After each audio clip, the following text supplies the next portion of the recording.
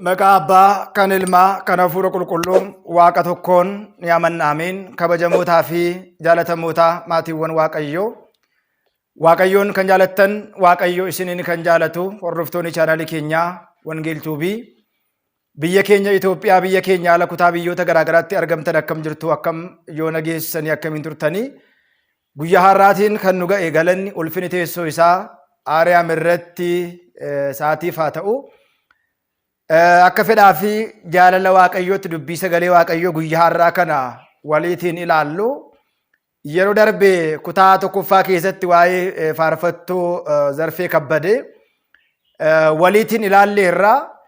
Yaada kana dubbachuu fi yaada kana haasa'uu yoon barbaaduu baadhu iyyuu yaadota karaa keessaa koomentii irrattis na ergamanii fi keessumaa immoo nuti kiristaana jennee mana kiristaanaa keessatti iddoo guddaa kan nuti laannuuf garuu waa'een nama kana tasuma ka'uu akka hin qabne, dubbatamuu akka hin qabne namoonni keessaanis na qaqqabsiisan baay'oolii isaaniitu jiru. Egaa akkuma beekamu amma nuti waa'ee nama dhuunfaa yookiin immoo waa'ee nama tokkoo miti haasaa kan jirru. Haa ta'u malee garuu jibbiinsi mana kiristaanaa keenya irratti ta'aa jiru. Namoonni maqaa xureessii isaan mana kiristaanaa irratti taasisaa jiranii fi yommuu akka barbaadan sooshaal miidiyaa irratti, yuutuubii irratti, inistaagiraamii irratti, iskaayip irratti, tiwiitar irratti ba'anii dubbatan isaan warra mirga qabeessa yookiin immoo warra abbaa mirgaa, nuti immoo warra mirga hin qabne taasisanii namoonni ilaalan baay'ee jira. Haa ta'u malee yeroo darbe faaruu gaafa caamsaa 14 qaxanaa 2 mulu wangeel irratti eebbifamuu ka'e irratti Tsadiqii Alለው kan jedhamu tsaddaqeera yookiin immoo hojii biyya lafaa hunduma, qabsura biyya lafaa hunduma xumuree gonfoon jireenyaa bara baraanaaf qophaa'eera isa jedhu faaruun dhiyaatee ture. Haa ta'u malee faaruun suni guyyaan eebbasaa hafeera. Faaruun kun maaliif dhorkame? Sagaleen sooshaal miidiyaa irra immoo deddeebi'aa ture sagalee Zarfeedha moo sagalee Zarfee miti? Akkuma beekamu duuka bu'oonni Kiristoos waa'ee Kiristoosiitiin dhuguma dubbanna isin hin sobnu akkuma jedhanii nutis dhugaa jiru lafa kaa'uun keenya, dhugaa jiru dubbachuun keenya.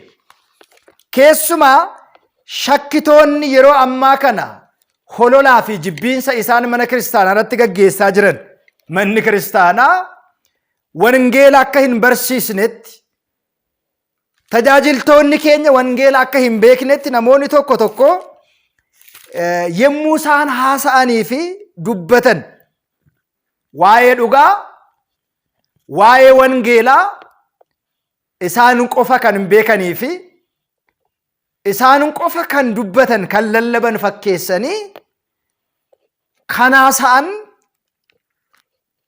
baay'oolii isaaniitu jira. Haa ta'u malee garuu lallabni lallabamuu qabu macaafa qulqulluu seera uumamaatii qabee hanga mul'ata Yohaannisitti caqasa 2 qofaadha kan isaan yeroo baay'ee kaasan shakkitoonni. Tokko Yesuus geetaadha, Yesuus gooftaadha isa jedhudha.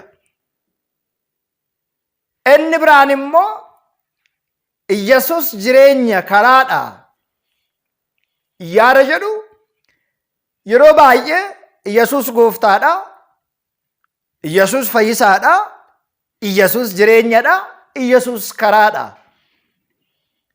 Haa ta'u malee namoota gara jireenyaatti fiduu kan danda'an, gaabbiidhaaf affeeruu kan danda'an, gara gaabbiitti waamuu kan danda'an caqasootuma kana qofaadhaa laata?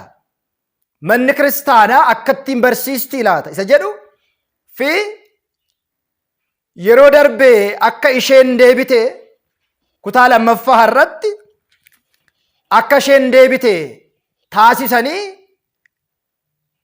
Qaaxilaa Maaramii deemtee turte, nan deebi'a jetteetti, isheen deebiteetti warri jedhanii sooshaal miidiyaa irra asii fi achi kaatan. Akkuma kana immoo waa'ee nama kanaa dhiisi hin dubbatiini. Dubbachuunis irra hin jiru. Isheen mana kiristaanaa Ortodoksii Tawaahidoo kaleessa keessa turte. Harma mana kiristaanaa hootee guddatte. Faarsaa jirti waan ta'eedhaaf faaruu ishii haa faarfattu.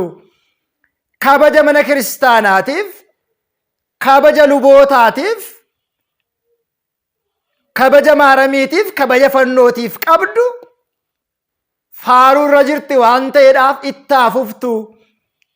Yaa faarsitu warri jedhan kun shakkuun nurra jira. Deebi'een isinitti hima warri koomentii irratti waa'ee ishiin kaasini. Waa'ee nama kanaa hin dubbatini. Dubbatamuu hin qabu isheen tsaddaqxeetti tsadiqqi yaallee jedhee faaduu albamii irratti akkuma galle kana tsirquu qartoo inda'u baqiixuu baqonnene. Otoo tsirqiinsa hafeeyyuu likkiidhumatti yookiin immoo daangaadhuma xaliidhuma isaatti iyyuu otoo nu fayye kan jedhu san of keessaa qaba waan ta'eedhaaf akkuma beekamu warri deebiteetti jedhani deebi'uu nama kamiillee manni kiristaanaa keenyaa hin jibbitu. Gooftaan keenyas warreen shakkaa turaniidhaaf, warreen isa ganaa turaniidhaaf yeroo kennaafii ture. Yihudaan waaqa isaa deebisee, waaqa isaa fannisee qarshii 30tti gurguratee otoo deebi'ee Kiristoos dhiifama godhaaf ture. Fakkeenyaatiif Phaawulosin haa laallu hojii isaa kaleessaa isa hundumaa dhiisee Waaqayyo duukaa waan bu'eedhaaf duuka buutu Kiristoos ta'eera. Maal jedhe? Kaachuu koo, kaacha koo, fiigicha koo xumureera. Gara fuulduraatti immoo gonfoon jireenyaa naaf qophaa'eera jedheetu dubbate qulqullichi Phaawulos. Biyya lafaa irratti qulqulloofneerra. Biyya lafaa irratti nuti qulqulluudha. Biyya lafaa irratti nuti fayyineerra jedhame gara fuulduraatti maal takka nama mudatu otoo hin beekin. Dubartiin kun otoo amma immoo wanti biraa kana caalu immoo yookiin immoo wanti biraa haaraa dhufe immoo ammas borachi deemuun ishii waan hin oolleedhaaf dhugumatti zarfeen kaleessas wangeela barattee miti kutaa lammaffaa har'aa irratti gaafa laallu. Eengaddas wangeela barattee miti. Warra sirbaa mana kiristaanaa keessa turanii, warra sagaagalaa mana kiristaanaa keessa turanii, warra dhugaa, warra machaa, warra ejjaa mana kiristaanaa keessa maqaadhaan turanii, daankiraa biyya lafaa keessa, sirba biyya lafaa, machii ejja biyya lafaa keessa turanii, gaafa fannoo isaanii jijjiiran ortodoksii irraa gara keenyatti dhufee jedhanii warri kabaroo rukutan. Nama deemu kamiifuu kabaroo rukunnee hin beeknu. Nama dhufu kamiif iyyuu kabaroo rukunnee hin beeknu. Gaheen mana kiristaanaa gaheen ishii akkuma wangeela Luqaas boqonnaa 15 irratti hundi keenya waa'ee seenaa mucaa badee akkuma beeknu gaafa deemus hin mufanne, abbaan gaafa deebi'us immoo abbaan hin mufanne. Maaliif jennee gaafa ilaallu deemuu isaarra deebi'uu isaan nama gammachiisa waan ta'eedhaaf. Inni guddaan ilma namaatiif dhumni isaa gaafa bareedeedha. Dhumni isaa hin bareedu taanaan faayidaa hin qabu. Kanaaf egaa kun bar ijoo dubbii keenya ta'uu hin qabu. Ijoo dubbii sagalee Waaqayyoo yookiin immoo lallaba dubbii sagalee Waaqayyoo ta'uu qaba malee nama tokkoof torbee tokko yoo odeessine, ji'a tokko, ji'a lama, sadii yoo odeessine maal faayidaa qaba? Keessumaa nama keenya immoo maaltu isa qana'a? Nama keenya yeroo baay'ee namni keenya wangeela barachuudhaaf, wangeela dhaga'uudhaaf wangeela dhaggeeffachuudhaaf baay'isee hin kaatu. Kaachuun nama oduu biyya lafaa baaltii biyya lafaa dhaga'uutu namaatiif yeroo baay'ee qana'a waan ta'eefidha. Kanaaf egaa maatiiwwan Waaqayyoo koomentiiwwan nu barraa'aa turan keessaatii tokko isheen lammata deebi'uu akka hin deebinetti deemte kan jedhu jira. Iyyesuus immoo fayyisaadha kan jedhanis jiru. Amantaan keessanis sirri miti kan jedhanis jiru. Isheen inumaayyuu biyya lafaa irratti saddaqxee jirti. Kanaan booda kunanee yookiin immoo gidiraan yookiin immoo dhiphinni hin ta'u kan jedhanii obboloota koo qulqullichi Yaaqoob waa tokko jedha. Ergaa Yaaqoob boqonnaa 1 lakkoofsa 9 gubbaa irratti mee dubbii sagalee Waaqayyoo jiru isiniiti dubbisee ka'eetan yaada kana isiniif ibsuu barbaada. Ergaa Yaaqoob obboleessa Yihudaa boqonnaa 1 lakkoofsa 9 gubbaa irratti manni kiristaanaa maal nu barsiiste laata? Mana kiristaanaa irraatii maal baranne laata kan jedhu haa ilaallu. Ergaa Yaaqoob obboleessa Yihudaa boqonnaa 1 lakkoofsa 9 irratti maal jedha seetanii? Ergaa Yaaqoob boqonnaa 1 lakkoofsa 9 irratti ergamaan Waaqayyoo yemmuu waa'ee foon Musee seexana waliitiin wal mormetti akkana jedhe, Waaqayyoo si haa ifatu jedhe malee jecha arrabsoo tokkollee dubbachuu hin barbaanne. Isaan sun garuu waan hin beekne abaaru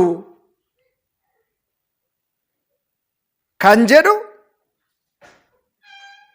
qulqullichi Yaaqoob dubbatee jira jechaadha. Kana jechuun warri nama abaaran kun wangeelli keenya arrabsoo miti. Wangeelli keenya jibbiinsa miti. Wangeelli keenya jeequmsa miti. Dhugumatti warri maqaadhaan nu fakkaatanis warri maqaan kiristaanaa warri immoo ormas ta'anii yoo nu abaaran rakkoon qabu. Garuu warrumti fannoo qabatan iyyuu waa'ee ishii dhiisi wangeela bichaa dubbisi wal beekna nuti. Warri Taaddisoo itti fufa barroonni keenya kutaa 3ffaa waa'ee Taaddisoo iccitii guddaa baasna. Isin sabiskiraayibii fi sheer laayikii gochuudhaan nu hordofaa. Mana kiristaanaa keessatti